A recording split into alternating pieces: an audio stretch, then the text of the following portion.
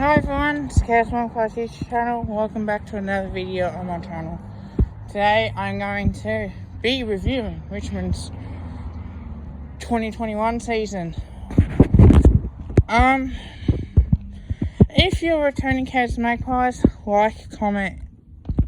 But if you're new to the channel and you're watching this for the first time, like, comment and subscribe. Now for you Richmond fans out there, because there are probably a few, I know one of my mates are, who probably might like this. So Richmond won 3 out of the last 4 premierships. They missed out playing finals 2020 since 2016. Before that, they played in 3 finals and all elimination finals, so top in for losing each time. So Richmond were getting better at that time, and then missed out. They did the external review. Damien Hardwick survived that, got people in there, found that Damien Hardwick needed more people around him for support, which is fine. Like, that's what you want to have.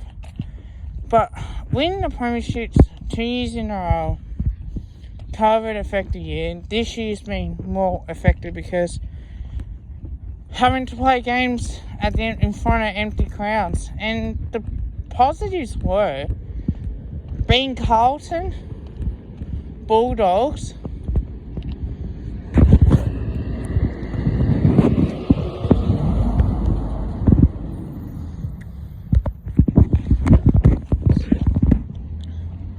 on top of that, beating Adelaide, I think it is a must. Essendon in Perth for the Dreamtime game. Beating St Kilda the first time, but then losing to them the second time as well. So I think with those 9 wins that they've had, lost to Geelong twice, I think it's a real sign of how Richmond season's been. And I think, from memory,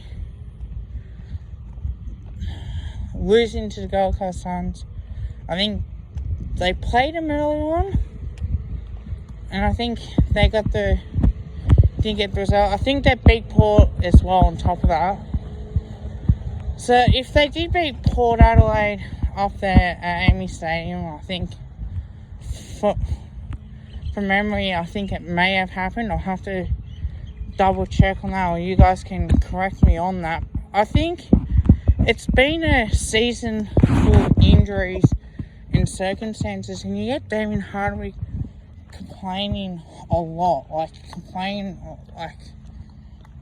with the injuries certainly being a factor for the season. But I think having to play the kids, the Marvel Stadium, I think being the Giants the first time and losing to them the second time, I think it's that mentality of, well, the AFL have obviously, like all Victorian teams have to have so many games at Marvel Stadium, home and away. And Collingwood is enough for starters are that. But with Richmond, I feel like this season was halfway mark, you think? Or I'm having a good nick, I'm having a good touch. Beat Hawthorn the first time, then drew with them the second time. Probably should have lost that. What great comeback that game was. But to be 20 points up against Collingwood and West Coast, and to lose in that last quarter as well. Richmond normally put the accelerator on and beat teams by 40 points. And I think now we're playing the kids, Bushell Hooley retiring and David Ashbury retiring as well on top of that. I think the rule change has affected them that bad that the new man in the market, he can't move. Normally Richmond can cut those type of plays off and really launch that defensive pressure, and they had to adapt to it. And I think that's what could have been like. They played well against Carlton. You thought, oh yeah, that was a good win. Carlton gave them a good fight, like they did with us, until, we're just too good for them in the end. But you feel like that's the type of game that you have to see them more consistent in. Haven't shown that consistency at all. And I think Richmond's system played well against West Coast system. And I think the 3 tall forward line, I think that defenders, I think you can stop them from taking the instant marking as well. And thought that held him in good stead, but West Coast were good enough for long enough. Josh Kennedy stepping up and really kicking those goals. Shy Bolton's moving the midfield's been great. Dustin Martin's been injured as well, so he's God knows how long he's out for. Next year as well, he'll probably be out for at least some parts of the season. Who knows when the men's season's going to start up? I think that's an opportunity where you need to get ahead of the curve and realise, okay, this is the system that we have to break.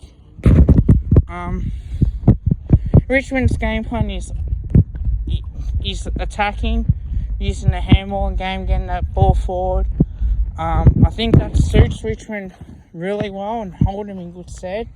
They had that small forward line 2017 and 2018, which it wasn't designed the one Ruckman, and then obviously to get Marlon Pickett in the mid-season draft, and obviously Sean Grigg retiring through that period. I think this season has been a tough season.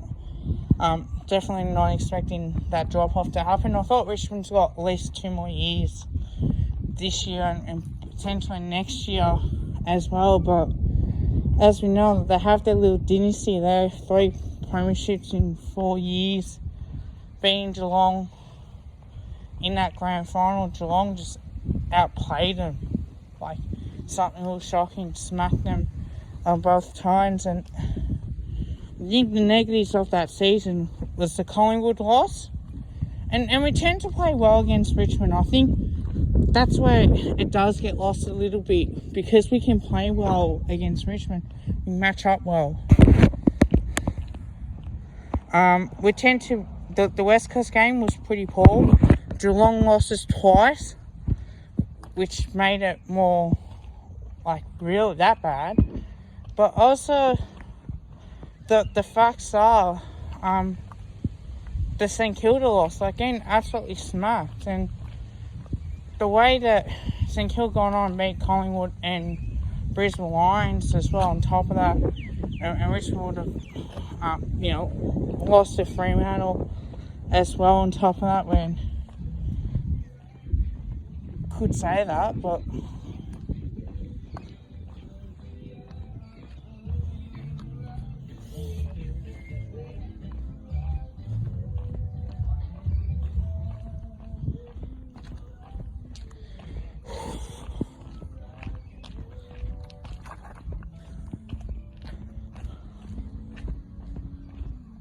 it's been a season of hell for them, and it has. Do I think they're going to contend next year? No. I think the next few years, it's a rebuild stage. And this is going to be, well, not a surprise to me, but I can see the drop-off now. Playing these kids, I think you're going to have to play more kids. I think you're going to have to make the tough decisions. Jack Rera gets old for 1 more season. So does Trent Cotchin. Who's going to be the captaincy after Trent Cotchin? They're the sort of question marks you have to have throughout that season. And I don't know who's going to be that type of captain that's going to follow through. Dustin Martin looks great when the team performs well. But when that team doesn't perform well, he doesn't work back in defence like a Jordan De Goey does, and really shows off that sign of it. So that he doesn't tackle, he doesn't like to be on defensive. It's all about attack. And that's how the team can carry him. And I think you have to work both ways as well on top of that. So that's probably the reason why I do say that as much as possible. So despite the negatives and all that, I'm going to say Richmond don't make finals next year. I think they'll drop, and they'll drop dramatically once again, like 13th or more on the ladder. I think when they are 12th, I had them top of the ladder. I think they're going to have to rebuild and rebuild really well. I make some tough calls on these kids, on the senior players. I think you might have to cull a couple more, play these kids, get them more experience, and that way you can look up and start performing. Other than that, I don't see a future at all.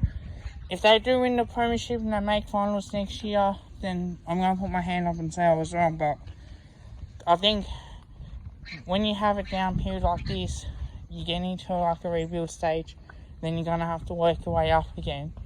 So I'm going to give them a pass mark in a 5 out of 10 for that. I think some of the wins that they've had, they've played really good football. But as I said, like the early on, they've been really disappointing. So it could be in a 5 or 4, who knows at this point. So that's going to be the end of the Richmond season. I think it's not too much dramatic on that. Let me know what you think, Richmond fans. Like, comment, and subscribe. Go the Mighty Pies 2022. See ya.